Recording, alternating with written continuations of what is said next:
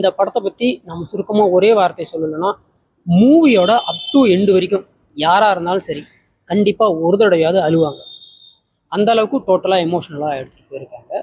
And Vijay Antony just for cameo in half an hour, but அந்த half an hour கூட அந்த படத்துக்கு வந்து ரொம்ப ஸ்ட்ரென்த் அண்ட் கிரிப்பை செகண்ட் ஹாஃப் மேலே ரொம்ப நல்லாவே ஆஃப்டர் த பிரேக் நல்லா கிரிப்பாக எடுத்துகிட்டு போகிறாங்க. ஒன் ஆஃப் த பெஸ்ட் மூவினா இந்த படம் கண்டிப்பாக இருக்கும். ஏன்னா சுவாசிகா தான் ஹீரோ இந்த படத்தில் ஃபுல்லாகவே. அவங்க தான் ஹீரோ ஹீரோயின் எல்லாமே ஒரு மாதிரி ரொம்ப சூப்பராக பண்ணியிருக்காங்க. சுவாசிகா விஜய்க்கெல்லாம் கன்ஃபார்ம்டாக நேஷனல் அவார்ட் கிடைக்கிறதுக்கான சான்சஸ் இருக்குது. சும்மா இன்னும் எடுத்துட்டாங்க. ஃப்ரேம் பை ஃப்ரேம் எல்லாமே க்ளோஸ் அப் ஷாட்ஸ் தான் நடிச்சிருக்காங்க. இன்றைக்கி இருக்கிற நடிகர்கள் இந்த மாதிரி க்ளோஸ் அப் ஷாட்ஸில் ரொம்ப எமோஷனல் கனெக்டிவிட்டியாக நடிக்கிறதெல்லாம் ரொம்ப ரொம்ப ரொம்ப ரொம்ப ரேரு.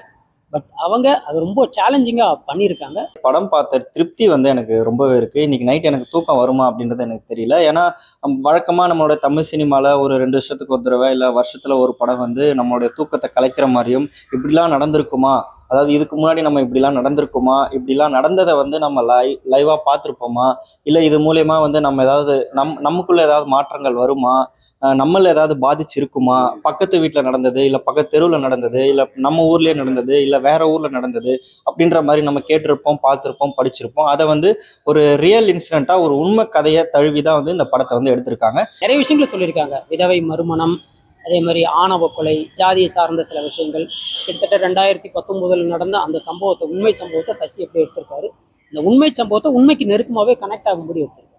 நல்லா இருக்கு. பிச்சைக்காரனுக்கு அப்புறம் வந்து இந்த படம் எந்த அளவுக்கு இம்பாக்ட் இருக்குன்னு நினைக்கிறேன். இல்லை, அந்த படத்தோட இந்த படத்தில் ஒரு பிக்கஸ்ட் இம்பாக்ட் இருக்குன்னு நினைக்கிறேன். பட் அது பார்க்குற ஆடியன்ஸை பொறுத்த இருக்கு. என்னை பொறுத்த வரைக்கும் நான் ஓப்பனிங் சொன்னதான், நீங்கள் அப் டு எண்டுக்குள்ளே கண்டிப்பாக யாராக இருந்தாலும் ஒன்ஸ் அழுவாங்க. அந்த அளவுக்கு தான் படத்தை எடுத்துகிட்டு போயிருக்கிறாங்க. ஒவ்வொரு சீனுமே ரொம்ப, அதாவது இந்த விதவை மறுமணம் அப்படிங்கிறது ரொம்ப ஓல்டு கான்செப்ட். பட் இன்றைய ட்ரெண்டுக்கு அந்த கான்செப்ட் திரும்ப ஒரு ட்ரெண்ட் செட் பண்ணுமா அப்படிங்கிற ஒரு கேள்வி நமக்கு இருக்குது. பட்டு making, screen play, acting and stage presence every thing was 100% perfect.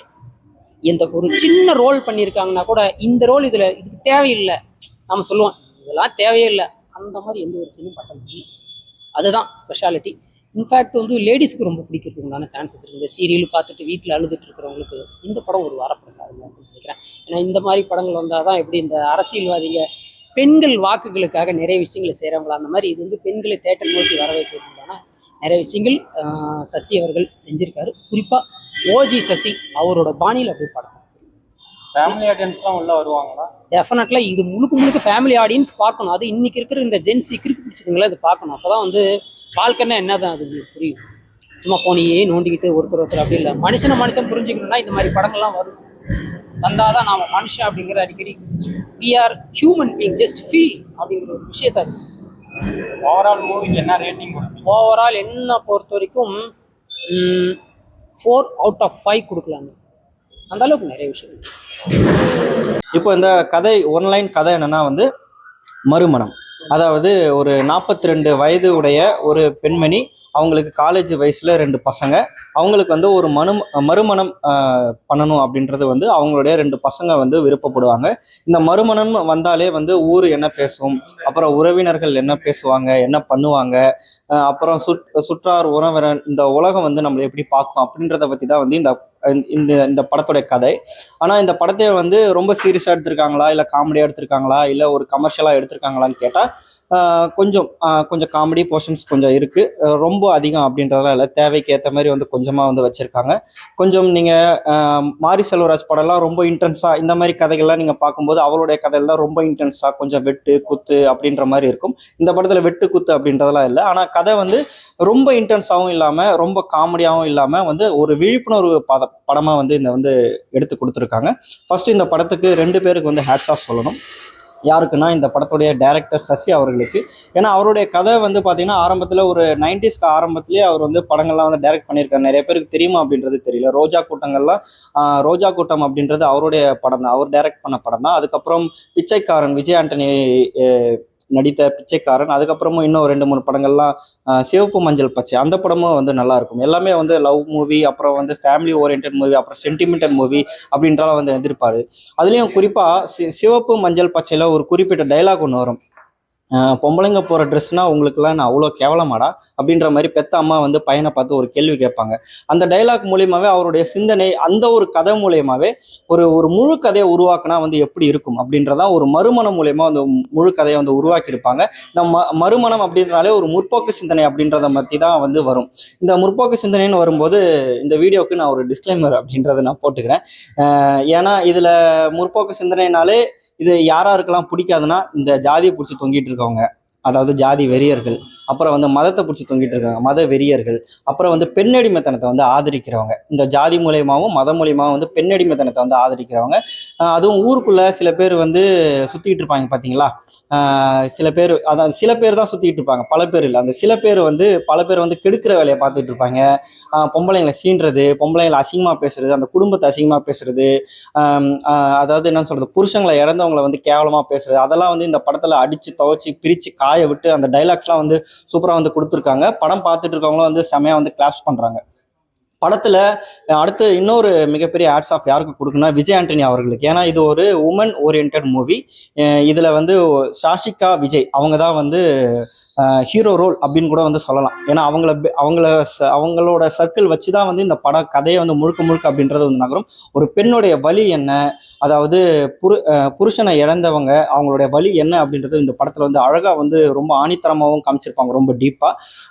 அதுக்கப்புறம் வந்து ஒரு 42 வயசில் ஒரு காலேஜ் படிக்கிற பசங்களாம் இருக்கும்போது அவங்களுக்கு ஒரு மறுமணம் தேவையா அப்படின்றதைய வந்து அவங்க வந்து அழகாக வந்து எடுத்து சொல்லியிருப்பாங்க. நம்மளாம் வந்து என்ன நினைக்கிறோம் அப்படின்னா, ஒரு என்னன்னு சொல்றது, ஆண்களுக்கு இங்கே நிறையாமே ஈஸியாக கிடைச்சறதுனால பெண்களும் அதே ஒரு ஈஸியாவோ இல்லை ஒரு கஷ்டமாவோ ஒரு வார்த்தையாக ஒன்று கேட்டாலுமே அவங்கள வந்து இந்த சொசைட்டியில் நம்ம ஒரு என்னன்னு சொல்கிறது, ஒரு கொச்சையாக விமர்சனம் பண்ணுறது, தேவையில்லாமல் அவங்க மேலே பழி சுமத்துறது அப்படின்றத மாதிரி தான் சொசைட்டி திரும்ப திரும்ப அப்படின்றது இருக்குது. இந்த இன்னல்களில் அதில் மாட்டிக்கிட்டு முழிச்சுக்கிட்டு என்ன பண்ணுறது ஏது பண்ணுறது தெரியாமல் பல பேர் வந்து உயிரை விட்டவங்களாம் இருக்காங்க.